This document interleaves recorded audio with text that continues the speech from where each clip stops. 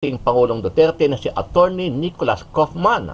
Pag nagkataon at pumanig ang korte ng ICC sa mabigat na argumento ni Kaufman, hindi na magpuproceed sa trial ang dating Pangulo at agad na ipag-uutos ng ICC ang pagpapabalik sa bansa kay former President Duterte.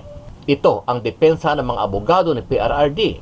Sumali ang Pilipinas sa ICC noong 2011 pero kumalas noong March 17, 2019. Dahil hindi na tayo kasali sa ICC, walang karapatan ang korte na mag-imbestiga sa mga nangyari pagkatapos ng withdrawal. Pangunahing argumento. Una, wala ng jurisdiksyon ang ICC sa Pilipinas matapos ang pagkalas.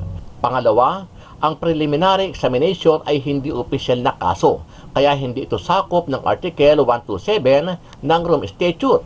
Pangatlo, ang prosecutor ay hindi korte. Sa makatwid, hindi legal ang mga hakbang na ginawa ng ICC pagkatapos ng withdrawal.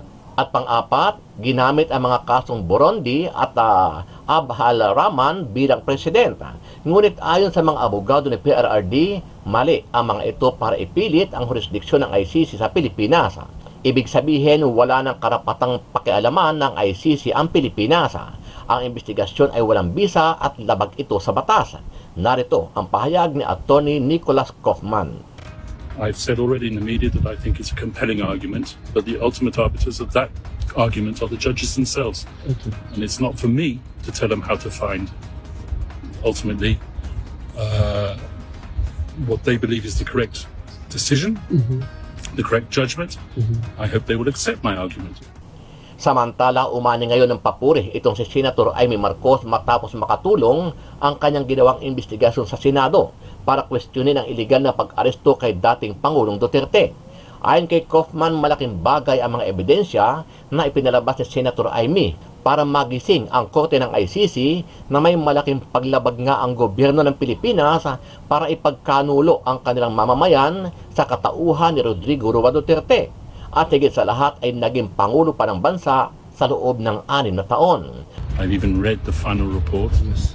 I've seen the thorough work that has been done by Senator Amy Marcos. Mention has been made of the arrest, mention has been made even of the jurisdictional arguments. They are very compelling and they support our arguments as well. There are definitely arguments that can be derived from that report and will be used. Reference will possibly be made as well. Magsabi na walang paki ang Senado sa usaping ito, isa lang ang masasabi ko, walang gamot na kapalan ng mukha mo. Sa kabila ng bangayan sa harap ng sambayanan, narinig natin si Pangulong Marcos. Matatag, matapang. The International Criminal Court has no jurisdiction over the Philippines as we remain to have a working judicial system and law enforcement mechanisms. Maliwanag na ang buong administrasyon na ito mula sa pinakataas hanggang sa galamay. Nagplano. Ikaw ba nagplano ng lahat ng ito? Hindi naman. It was a group effort. Secretary Chudoro, she's there. Secretary Anyo was there too. And the President and I. Nagsakatuparan. Usap pa kami.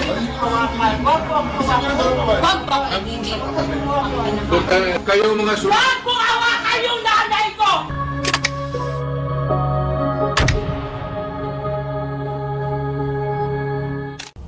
Samantala, karma is real. Ito ang sigaw ng netizen matapos nahaharap ngayon ang pinuno ng Criminal Investigation and Detention Group o CIDG na si General Torre III sa patong-patong na kaso. Matatandaan na si Torre ang nanguna sa pagpapaaresto kay dating Pangulong Duterte at sa pilitang isakay sa eroplano upang ilipad sa dahig para ikulong. Maliban kay Torre, siyang pang mga opisyal ng CIDG ang sasampahan ng kasong kriminal dahil sa umano'y iligal na pagdetine ng isang negosyante ng 6 na araw. Ayon sa mga ulat, ang pagkakadetine sa negosyante ay walang sapat na batayan at nakabatay lamang sa isang photocopy ng red notice mula sa International Criminal Police Organization o Interpol. Haharap ngayong araw si CIDG Director Police Major General Nick Torres sa korte sa Makati para dumepensa kung bakit no-show siya sa preliminary investigation ng kinakaharap na kasong serious illegal detention. Kasunod ito ng hindi pagsipot sa sabina ng Makati Prosecutor's Office noong April 28 para magpaliwanag sa reklamo Nag-ugat ito sa angal ng isang Rochelle Calle hinggil sa pag-detain umano sa kanya ng CIDG sa loob ng 6 na araw gamit lamang ang photocopy na red notice mula sa Interpol bilang basehan. Ano ang masasabi mo dito, kabayan? Sa iyong palagay, magtatagumpay kaya at makakalaya na kaya sa lalong madaling panahon si PRRD dahil sa mga argumentong inihain ng kampo ni dating Pangulong Duterte sa hukom ng ICC sa pangunguna ni Attorney Nicholas Kaufman? Sama-sama nating panuorin ang buong video at pakicomment nyo po ang inyong mga reaksyon at sariling opinyon. Pero bago yan, sa mga hindi pa po nakasubscribe sa ating channel na Kabayan News PH, pakipindot po ang subscribe button at pakiclick na rin ang notification bell para lagi kayong updated sa mga bagong upload natin na legit at napapanahong balita. Maraming pong salamat. Hiniling ng mga abogado ni dating Pangulong Rodrigo Duterte sa pre-trial chamber na ipatigil na ang proceedings ng International Criminal Court o ICC sa kaso nito dahil sa kawalan ng jurisdiction. Hinimok din nila ang korte na agarang pakawalan ang dating Pangulo ng walang anumang kondisyon. Formal nang kinwestiyon ng mga abogado ni dating Pangulong Rodrigo Duterte ang jurisdiksyon ng International Criminal Court o ICC para imbestigahan ang mga reklamo laban sa dating presidente. Sa kanilang isinumiteng challenge sa pre-trial chamber ng ICC, hinimok ni na Attorney Nicholas Kaufman at Dov Jacobs ang korte na ipatigil na ang proceedings laban sa dating Pangulo at iutos ang agarang pagpapalaya dito. Katwiran nila, hindi natugunan ang mga kondisyon sa mismong Article 12 ng Rome Statute para mapasailalim sa jurisdiksyon ng ICC ang dating Pangulo. Hindi na kasi partido sa Rome Statute ang Pilipinas nang iutos ng pre-trial chamber na buksan ang investigasyon noong September 15, 2021 dahil March 2019 pa naging epektibo ang pagkalas ng Pilipinas sa ICC. Sa naunang pahayag ni Attorney Kaufman, sinabi nito na naniniwala siya na mayroon silang matibay na argumento, ngunit nasa mga hukom pa rin ng ICC ang pagpapasya hinggil dito. I've said already in the media that I think it's a compelling argument, but the ultimate arbiters of that argument are the judges themselves. And it's not for me to tell them how to find, ultimately, what they believe is the correct decision. The correct judgment. I hope they will accept my argument. Samantala nabanggit din ng lead counsel ng dating Pangulo na kanyang nasubaybayan ang naging takbo ng investigasyon sa Senado ni Senator Amy Marcos kaugnay ng pagkakaaresto kay FPRRD. Ayon kay Attorney Kaufman, ang final report ng Senadora ay nakikita niyang nagbibigay suporta sa kanilang posisyon. I've even read the final report. I've seen the thorough work that has been done by Senator Amy Marcos. Mention has been made of the arrest, mention has been made even of the jurisdictional arguments. They are very compelling and they support our arguments as well. There are definitely arguments that can be derived from that report and will be used. Reference will possibly be made as well. Umaasa pa rin ang kampo ni dating Pangulong Duterte na mailalabas siya sa ICC detention sa lalong madaling panahon o bago pa ang confirmation of charges hearing sa darating na Setyembre. Haharap ngayong araw si CIDG Director Police Major General Nick Torres sa korte sa Makati para dumepensa kung bakit no-show siya sa preliminary investigation ng kinakaharap na kasong serious illegal detention. Kasunod ito ng hindi pagsipot sa sabina ng Makati Prosecutor's Office noong April 28 para magpaliwanag sa reklamo ng isang babaeng negosyante. Ayon kay PNP spokesperson, Police Brigadier General Jean Fajardo, wala kasing natanggap na saman si Torre na sinisilip ang posibilidad ng pananabotahe laban sa kanya.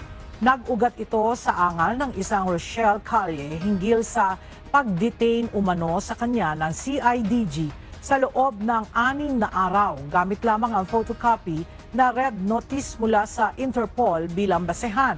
Bagamat nagpahayag ng handang sagutin ang mga alegasyon, iimbestigahan umano ng CIDG Chief kung sinadya bang madelay o itago ang pagpapadala ng sabina na April 21 pa dapat natanggap ng kanyang kampo. Titingnan din ni Torre kung may lapses o simpleng pagkukulang lang ba sa furnish ng kopya ng naturang sabina. Are you saying, sir, that the result of the Senate inquiry actually favors the application of your jurisdictional argument? There are definitely arguments that can be derived from that report and will be used. Reference will possibly be made as well. Thank you so much for that. O diba, yan yung sinasabi natin na although we consider na mangga ito si Senator Amy kasi siyempre sinasabi natin na ano pa ba ang silbi ng hearing na yan kung nandun na si Tatay Digong. Wala na tayong magagawa kasi nandun na nga siya.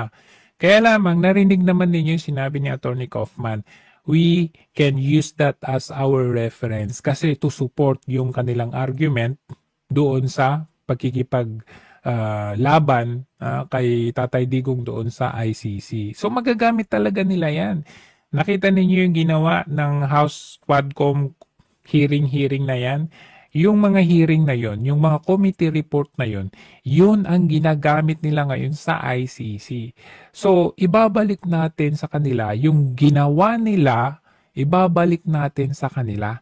Ito rin, kasi mabuti nga nagkaroon tayo ng counterpart or katumbas nung hearing ng Quadcom dito sa ginawa ni Senator Amy kasi lahat ng mga collected data and the results na ginawa ni Senator Amy dito sa hearing na ito magagamit doon sa ICC hearing. Kaya nga 'di ba sinasabi natin anything you say will be used against you. So you have the right to remain silent. So ito po yun yung proseso na to. Lahat ng lalabas diyan sa hearing ni Senator Amy magagamit as a reference. Hindi man lahat pero yung mga evidence, like for example, itong pinalabas ni Senator Amy na video, ito very detailed na ito. 2024, so first maisip. Ayan, itong video na ito, malaking bagay ito, panoorin natin. Rally sa Davao, nagliyab ang balita at social media. Matapang, walang preno. Mr. President, baka susunod ka sa dinaanan ng tatay mo. Diyan ako takot. Ayaw ko mangyari sa iyo yan. Nagbato ng maaanghang na salita si dating Pangulong Rodrigo Duterte laban kay Pangulong Marcos tungkol sa di umano'y paggamit ng droga at ang kontrobersyal na People's Initiative. Sino man magsabi na walang paki ang Senado sa usaping ito, isa lang ang masasabi ko, walang gamot sa kakapalan ng mukha mo. Sa Senado, sa kapareho at sumunod pang mga buwan, si Senator Amy ang nanguno. Pakialam sa PI, wala kang pakialam sa PI, wala kang pakialam sa PI. Siya ang unang nagtawag ng pansin. Siya ang unang nagtanong, para kanino ba talaga ang PI na yan? Marso 2024, sa kabila ng bangayan sa harap ng sambayanan, narinig natin si Pangulong Marcos. Matatag, matapang. The International Criminal Court has no jurisdiction over the Philippines as we remain to have a working judicial system and law enforcement mechanisms. Walang jurisdiksyon ang ICC sa Pilipinas. Sa sabon, nagpagpag siya ng balahibo. Ang hindi natin alam, paghupa ng alikabok ay nagsimula ng ilatag ang plano para muling sumagi sa ICC. Kaya pagtungtong ng Mayo, tahimik ngunit mabilis ang galaw. Isinumite ng DOJ ang legal brief para sa posibleng pag-aresto kay FPRRD. Isang pagtataksil na walang nakapansin. Hunyo, pumutok ang balita.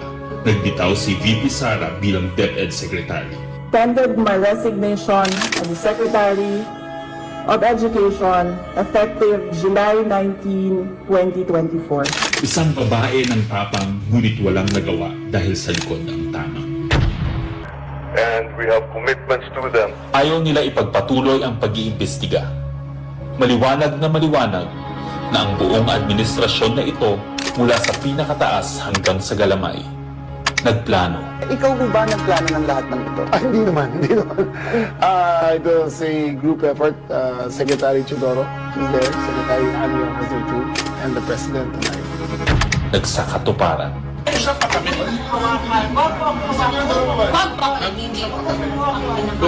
Kayo mga Wag mo hawakan yung nanay ko! Nagkagulo. Tayong magawa. Wala tayong magawa dahil mismo ang gobyerno. Nagtakpanan. Mamili ka. Kapag warrantless arrest, edi may period. Kapag may warrant, walang period. I am being cautioned by the DOJ, ma'am, that it may be subjudice already to discuss that. because of the habeas corpus pending in the Supreme Court. Ngunit lumabas ang buong katotohanan. Ganito pala ang bagong Pilipinas. Hindi man lang natin alam.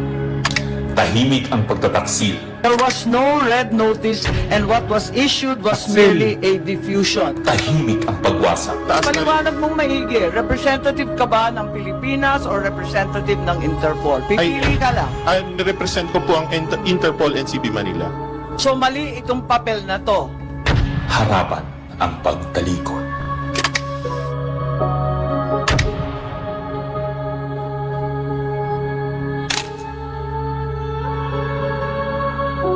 Grabe. Diyan pa lang nga yung si Marcos Lacanlilaw na contempt. 2 days lang pinalabas at na-issue pa. Nagkaroon pa ng issue between Senator Jaime and Senator Chis Escudero. Samantalang yung si Colonel Grijaldo hanggang ngayon nakakulong. Nakita ninyo yung two sides of the justice system sa Pilipinas. Talagang unfair, unbalanced talaga. So, dito mo makikita talaga no na itong nangyayari sa bansa natin ay hindi talaga makatao. At good thing, ito, lahat ng ito na nangyayari sa hearing ni Senator Jaime ay magagamit po yan. Hindi lang po video yan, hindi lang nicely made na video yan. That is supported by evidence. May mga evidence, may mga documents na nakuha ang hearing na yan, like yung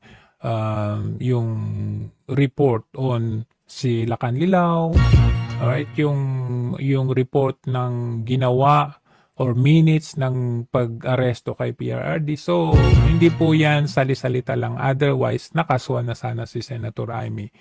So, antabayan na natin yan kasi good news yan. Diyan pa nga lang dito pa nga lang pwedeng makalaya si PRRD. Malay natin, magagamit ito doon sa interim release application. The defense of Tatay Digong formally challenged the ICC on their exercise of jurisdiction. So ito po nakasaad po dito sa Article 12, 13, and 19 yung mga provisions na gustong i-point out ng ating Defense Council kung saan hindi po pasok sa jurisdiction ang